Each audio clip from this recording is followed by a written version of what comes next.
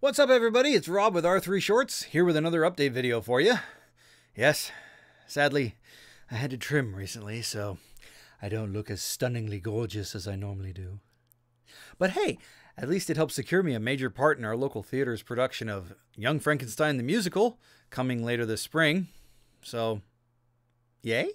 So in this update video, we're going to talk about a little bit of our personal situation and what we're going through right now. More of our ongoing talks and communications with Scholastic regarding the rights to the audiobooks. I think you'll like that. And of course, the production status on the long-awaited next audiobook in this series, Book 4, The Message. I think you're going to be pretty happy with it. So in one of our previous videos, I had made mention that I lost my job in early December, and I was scrambling to find another one.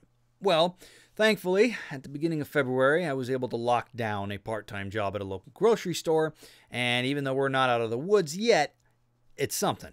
Since we were asked by Scholastic to engage in a temporary full stop on all productions of the audiobooks, Ruth and I thought that it would be a fun opportunity to help me go out into the community and find an outlet for my creative madness, genius, and decided to audition for a local play, a performance of Young Frankenstein the Musical at the Spokane Civic Theater. And so after shaving the entire beard so that the producers and directors could see my wide array of facial expressions, I secured the part of Inspector Kemp, who has a beard. So I get to grow it back! Yay! I'm actually honored to be able to play Inspector Kemp, seeing as how it's my first time auditioning for the stage, let alone performing on stage. And since my parents raised me on classic comedies like Young Frankenstein, it's just practically a dream come true. The show's going to run from mid-May to mid-June, and the practices, rehearsals, choreography, etc. have already been in full swing for the last couple of weeks for me. So my time management is going to have to be really on point. So, yay. Moving on to our continuing talks with Scholastic. Recently, we mentioned that they had asked us to engage in a temporary full stop while they try and figure out how to correctly and adequately approach the legalization of the audio rights for online distribution. We are the very first company to approach Scholastic for any kind of audio rights for an online medium like YouTube. So they are taking their time, but not in a negative way. They're trying to make sure that when they approach us with the contract, with the deal, with whatever fees we need to pay in order to get the rights over to us, that everything is, for lack of a better term, legit. After a few weeks, another member of the legal department in Scholastic contacted us via email and just filled us in on different legal mumbo-jumbo terminology, such as the acquiring of rights, different terminology as far as fees, advances, royalties, etc. But the main thing that we were thrilled to see in this email is that this person said, and I quote, "It is wonderful to hear of your interest and to see your audiobooks on YouTube." I mean, that is just fantastic. Not only is Scholastic's legal department taking time out of their busy schedules to help negotiate the transference of audio rights to us for one of their most popular intellectual properties of the 1990s, but they want to help us achieve our dream and encourage us and motivate us to pursue this project within all means of proper copyright laws. There have been a few people in the past who have come across our audiobooks, and rather than offer us the encouragement, motivation, and positive feedback and constructive criticism that most of you have, they decided to instead bag on the quality of the audiobooks, bag on us personally, and tell us that we deserve to get sued by Scholastic and have YouTube ban our channel and completely take it down. Trust me, I can assure you all that those concerns were on my mind throughout this entire journey. I was scared to death that our display of appreciation and love for this classic series was going to be met with legal action and a world of hurt. But at the same time, we knew that without taking the risk and the leap of faith, there was no way of knowing for sure whether or not we could actually pull it off. We figured we had a much better chance of success if, when we went to Scholastic with our request, we already had a finished sample of the product for them to listen to. However, thanks to you all, not only did they have a sample of the finished product, but they also had a sample of the amazing critical response from the Animorphs fan base. You. They were able to see the incredible strong love that people still have for this Animorphs series more than 20 years after it started. And we are very grateful that you guys have stuck with us for the first 3 audiobooks, and we hope to attract more and more people as the series continues.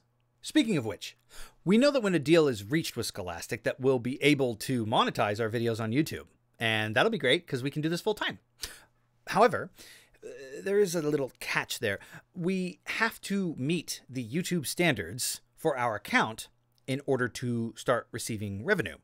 And the main standard that we have not met yet is that we need to have 1,000 subscribers. So we're a third of the way there. So please share our videos with anybody who you think would be interested in them. And even if they're not interested in them, you could still share them with them until they file a restraining order. Now, as far as the next audiobook is concerned, you will be very happy to know that we have officially started production on Book 4, The Message. We are very happy to be resuming work on the series again, and we cannot wait to get this audiobook out to you all. It is going to be fantastic.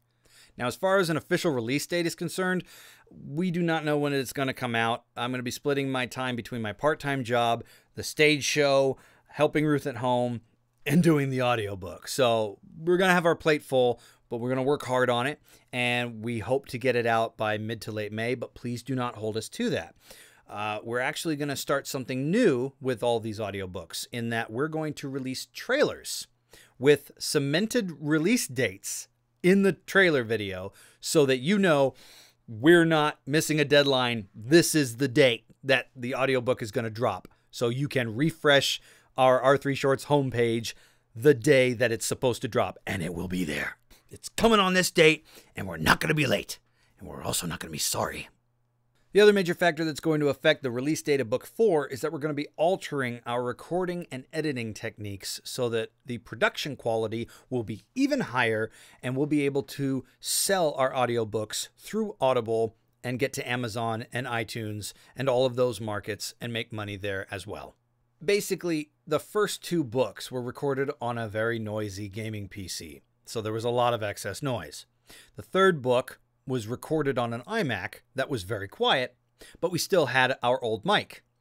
Thanks to you guys, we were able to purchase the new mic, so the combination of a quiet iMac and quiet mic equals better production value. Who'd have thunk it?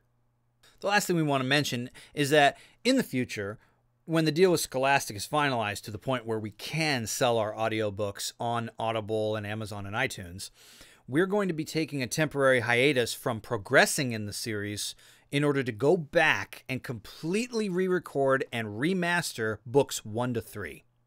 We don't want to have our series start off with cruddy-sounding audiobooks that get pretty good once they get to Book 4. No, we want all of them to be top-notch. Aside from the technical aspects of the production quality, the other reason we want to go back and re-record the books is because there were some voices that weren't flushed out yet. There were some side characters that I hadn't discovered until a little bit later in the series.